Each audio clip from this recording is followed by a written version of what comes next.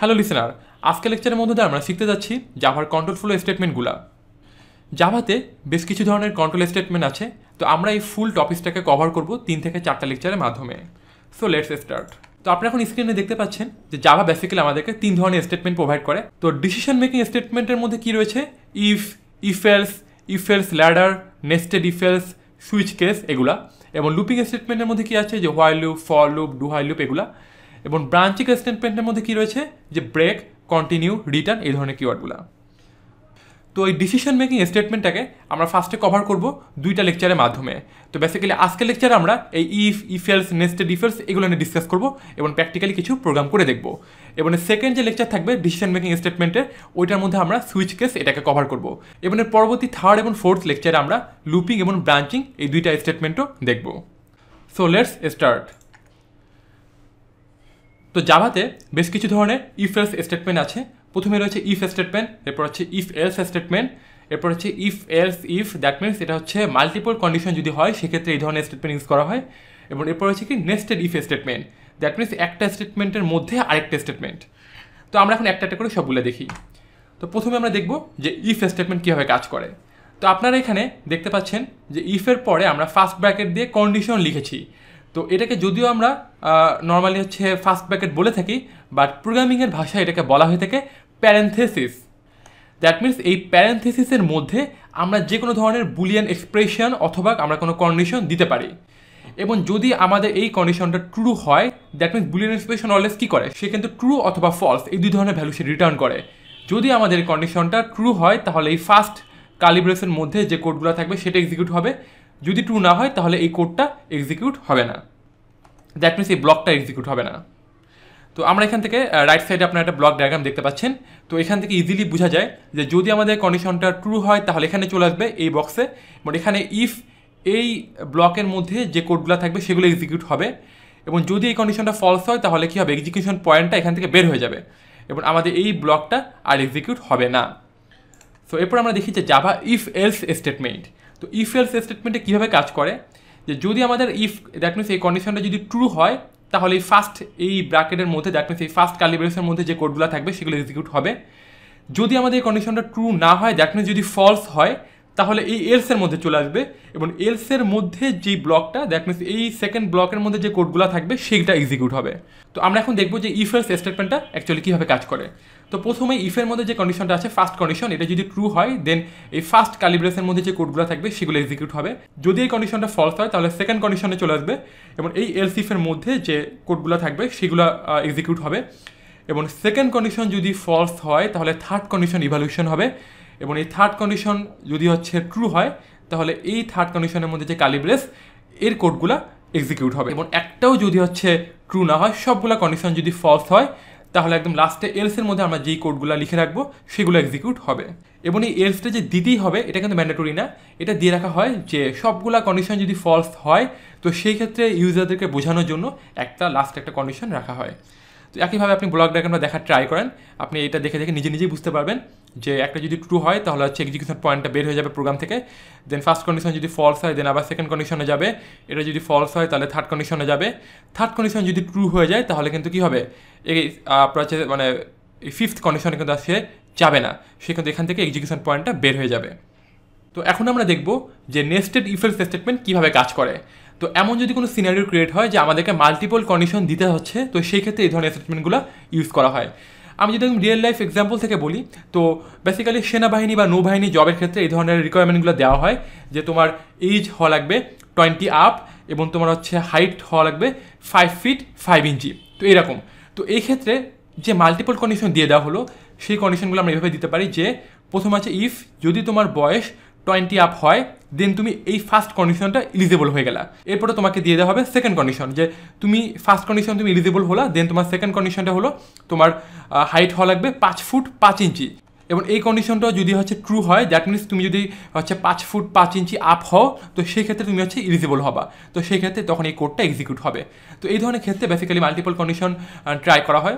তো আমরা এখন জাস্ট এই ব্লক ডায়াগ্রামটা একটু দেখি, তো আপনারা এটা দেখলে নিজেরাই বুঝতে পারবেন যে আমরা এখন দেখতে পাচ্ছি যে যদি আমাদের ফার্স্ট কন্ডিশনটা ট্রু হয় তো সেক্ষেত্রে কী হবে? এই ফার্স্ট ইফ এই কালিব্রেসের মধ্যে যে কোডগুলো আছে সেগুলো রান করবে। এবং এটার মধ্যে আরেকটা কন্ডিশন আমরা দেখতে পাচ্ছি, এটা যদি আবার ট্রু হয় তো সেক্ষেত্রে এইটার মধ্যে দ্যাট মিনস এই সেকেন্ড কালিব্রেসের মধ্যে যে কোডগুলো আছে সেগুলো কী করবে, এক্সিকিউট হবে। যদি আমাদের এই সেকেন্ড দ্যাট মিনস এই নেস্টেড ইফ এই কন্ডিশনটা যদি ফলস হয় তাহলে কিন্তু কী হবে, এক্সিকিউশন পয়েন্ট এখান থেকে বের হয়ে যাবে, এটা কিন্তু আর এখানে থাকবে না, এবং বের হয়ে সে কিন্তু প্রোগ্রাম থেকে বের হয়ে যাচ্ছে। তো এভাবে বেসিক্যালি নেস্টেড ইফ এলস স্টেটমেন্টটা কাজ করে। তো এখন আমরা জাস্ট এগুলোকে একদম প্র্যাকটিক্যালি ইক্লিপসে কিছু ছোটো ছোটো প্রোগ্রাম করে আমরা এগুলোকে বোঝার ট্রাই করব।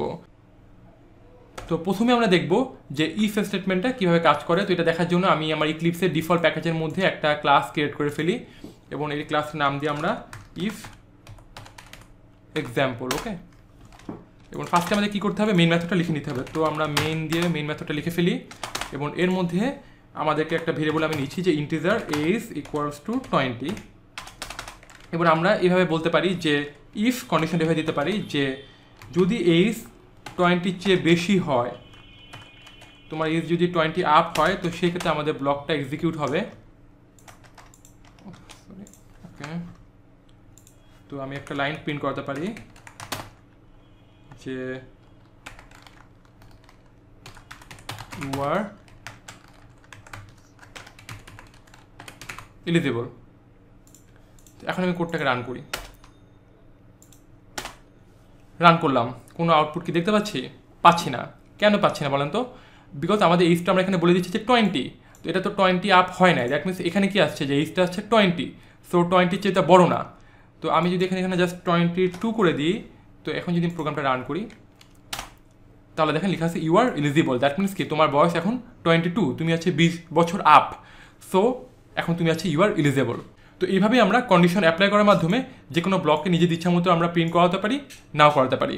আমরা কি জানি যে জাভাতে কী হয়, আর প্রত্যেকটা হচ্ছে প্রোগ্রামিংয়েই সিস্টেমটা এমন যে লাইন বাই লাইন কিন্তু এক্সিকিউট হয়, but line by line execute হলে যে সবগুলো লাইনে যে এক্সিকিউট হবে এমন বিষয়টা না। আমরা কিন্তু কন্ডিশন দিয়ে আমরা চাইলেই কোনো একটা ব্লককে আমরা এক্সিকিউট করাতে পারি, চাইলে আমরা কোনো একটা ব্লককে এক্সিকিউট নাও করাতে পারি। এখন আমরা দেখব যে ইফ এলস স্টেটমেন্ট এটা। তো এটার জন্য আমি আরেকটা ক্লাস ক্রিয়েট করে ফেলি, if else example, ওকে। তো একইভাবে মেইন মেথড লিখে ফেলি। তো আমরা জাস্ট এখন একটা ছোট্ট প্রোগ্রাম বানিয়ে ফেলবো, যে সেটা হলো কোনো একটা নাম্বারকে আমরা চেক করবো যে সেটা কি ইভেন নাম্বার নাকি অড নাম্বার। তো এই জন্য আমি একটা নাম্বার নিয়ে নিই যে ইন্টিজার নাম্বার ইকুয়ালস টু 15। তো আপনাকে যদি এখন বলা হয় যে আপনি প্রোগ্রামিংয়ের কথা বাদ দেন, একদম রিয়েল লাইফে একদম যখন আমরা প্র্যাকটিক্যালি যে ম্যাথ যখন করি, আপনাকে যদি বলা হয় যে 15 এটাকে ইভেন নাম্বার অড নাম্বার, তো আপনি কীভাবে বের করবেন? এটাকে 2 দ্বারা ভাগ করলে যদি হচ্ছে ভাগশেষ 0 হয় তাহলে কি এটা হচ্ছে জোড়, দ্যাট মিনস কি ইভেন নাম্বার।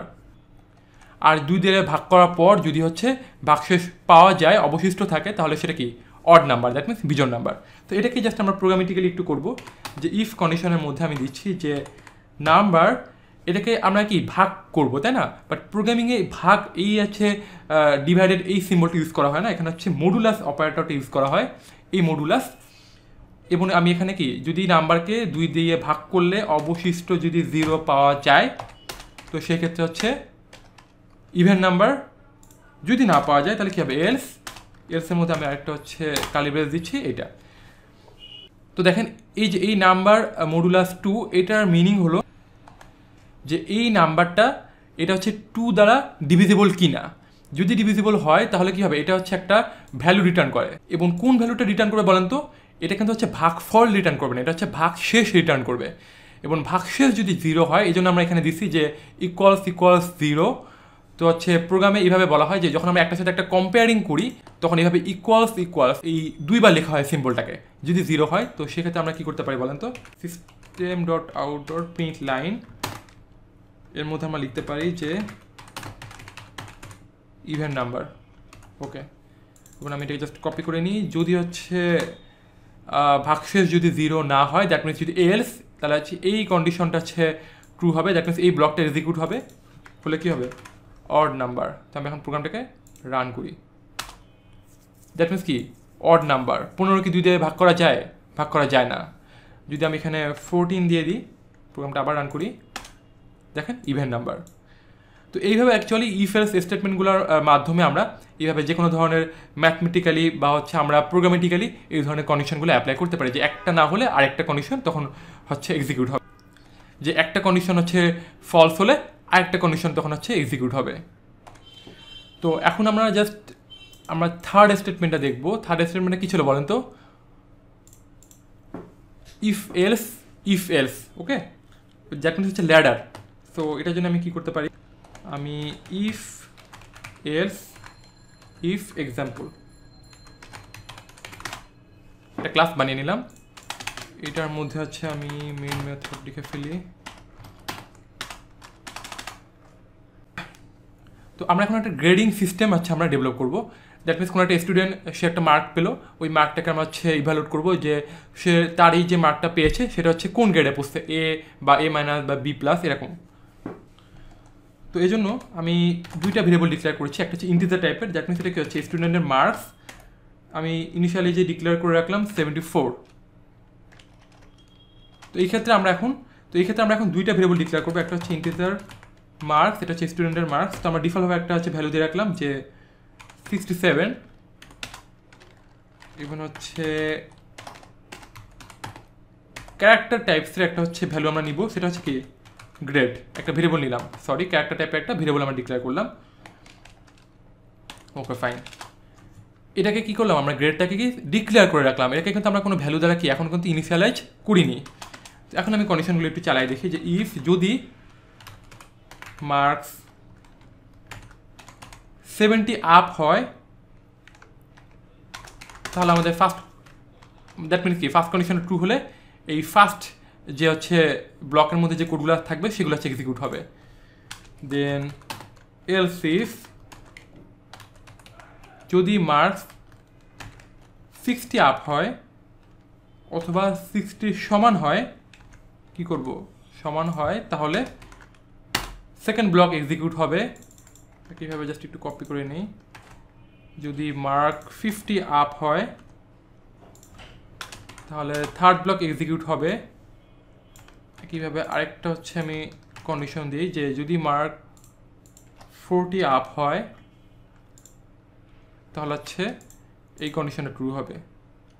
অ্যান্ড এরপরে আমি জাস্ট একদম লাস্ট যে কন্ডিশনটা হবে সেটা হচ্ছে, এটা অ্যাকচুয়ালি কন্ডিশন না, আমি এলস দিয়ে হচ্ছে বলে দিলাম যে উপরের একটাও যদি হচ্ছে কি হয় মানে ট্রু না হয়, সবগুলো যদি ফলস হয়, তো সেই ক্ষেত্রে আমাদের একদম লাস্টে এলস এই ব্লকটা এক্সিকিউট হবে। তো এখন আমি দেখি যে ফার্স্ট ব্লকটা যদি এক্সিকিউট হয়, আমরা এখানে কী করি, যে ইকুয়ালস দিয়ে দিই, যে 70 বা 70 আপ যদি হয় তখন হচ্ছে কি গ্রেড। তো এই যে ভেরিয়েবল গ্রেড, এটাকে আমরা এখন কী করবো, একটা ভ্যালু দিয়ে ইনিশিয়ালাইজ করব, এবং সেই ভ্যালুটা হলো সিঙ্গেল কোটেশনের মধ্যে এ। যদি 70 আপ হয় তাহলে স্টুডেন্ট পাবে কি এ গ্রেড। এখন কি দ্যাট মিনস এখানে কিন্তু ভ্যালুটা ইনিশিয়ালাইজ করি না আমরা ভেরিয়েবলটাকে, এখন আমরা কী করলাম যে এইটার মাধ্যমে আমরা কী করলাম, এই ভেরিয়েবলটাকে আমরা ইনিশিয়ালাইজ করে দিলাম। একইভাবে আমরা সবখানে দিয়ে দিই এগুলো, সরি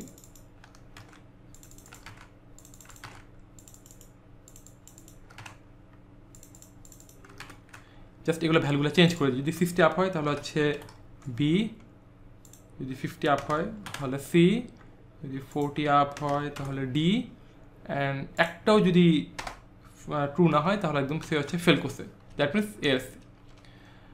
এফ গ্রেড এফ হবে।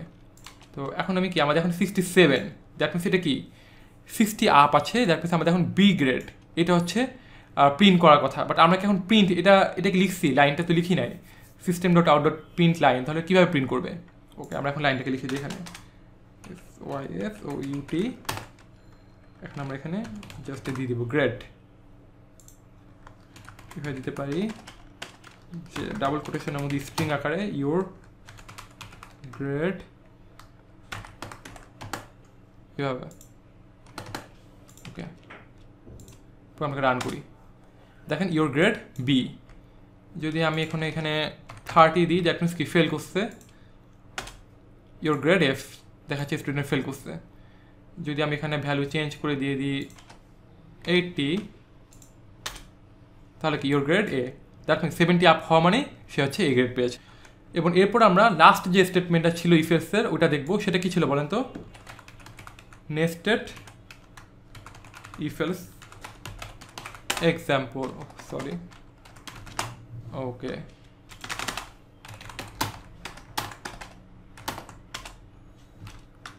ওকে। তো এইখানে আমরা এখন যেটা করব সেটা হচ্ছে দুইটা ভ্যালু ডিক্লেয়ার করব। ইন্টিজার এজ ইকুয়ালস টু যদি হয় 20 এবং ইন্টিজার ওয়েট ইকুয়ালস টু যদি হয় 70। তো আমরা এখন জাস্ট এভাবে কন্ডিশনটা দিতে পারি যে ইফ যদি এজ হয় 20 আপ, দ্যাট মিনস আমাদের এজ যদি 20 আপ হয় তাহলে কী হবে, এই দ্যাট মিনস কি এই ফার্স্ট কন্ডিশনটা ট্রু হলো, তখন এই ব্লকের মধ্যে চলে আসবে এবং এই ব্লকের মধ্যে আমরা এখন আরেকটা কন্ডিশন অ্যাপ্লাই করে দিব, সেটা হচ্ছে ইফ যদি তোমার ওয়েট কি দিয়েছিলাম 70 আপ, হ্যাঁ 70 আপ হয় এবং এটা হচ্ছে কি সেকেন্ড কন্ডিশনের জন্য আবার সেকেন্ড ব্লকটা, তাহলে তুমি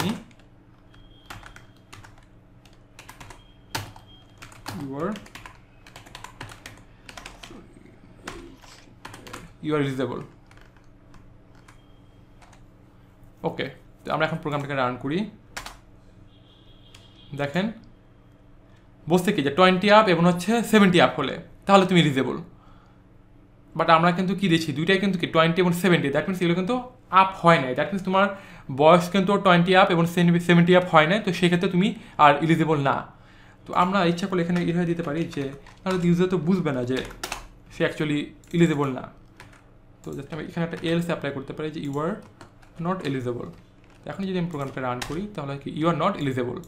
এখন জাস্ট কাজ করি, আমি এইজকে করে দিলাম হচ্ছে 30, যে দেখি প্রোগ্রামটা কিন্তু রান করে নেয়, সরি হচ্ছে আমরা কিন্তু কোনো আউটপুট দেখতে পাচ্ছি না, বিকজ 30 দ্যাট মিনস এই কন্ডিশনে কিন্তু ট্রু হয়েছে, বাট সেকেন্ড কন্ডিশনে এসে কী হয়ে গেছে যে সেকেন্ড কন্ডিশনে এসে আমাদের হচ্ছে এখান থেকে এক্সিকিউশন পয়েন্টটা বের হয়ে গেছে, বাট এটা কিন্তু হচ্ছে ফলস হয়ে গেছে, তো এই জন্য এক্সিকিউশন পয়েন্টটা আর কাজ করে নাই, এই লাইনটা আর প্রিন্ট হয় নাই। তো আমি জাস্ট এখানে একটু বাড়াই দিই, এখানে হচ্ছে এটাকে 80 করে দিই, এখন দেখি ইয়েস ইউ আর এলিজিবল। তো এইভাবেই যখন আমাদের মাল্টিপল কন্ডিশন অ্যাপ্লাইয়ের এরকম একটা সিনারিও যখন আমাদের সামনে চলে আসবে, তো সেক্ষেত্রে আমরা এই যে নেস্টেড ইফ এলস ইউজ করব। এবং আশা করি এই লেকচারের মাধ্যমে এই কন্ট্রোল ফ্লো স্টেটমেন্টের মধ্যে যে ইফ এলস এই স্টেটমেন্টটা আছে এটা নিয়ে আপনাদের আর কোনো কনফিউশন নেই। এবং আমরা ফিউচারে যখন অ্যান্ড্রয়েড ডেভেলপমেন্ট করবো বা হচ্ছে যখন আমরা আরও অ্যাডভান্স লেভেলে কাজ করব, তখন কিন্তু আমাদেরকে বিভিন্নভাবে এই ধরনের কন্ডিশন অ্যাপ্লাই করতে হবে। তো সেই ক্ষেত্রে আশা করি এই লেকচারটির মাধ্যমে আপনাদের কনসেপ্ট 100% ক্লিয়ার হয়ে গেছে। So stay connected with me to see my next lecture.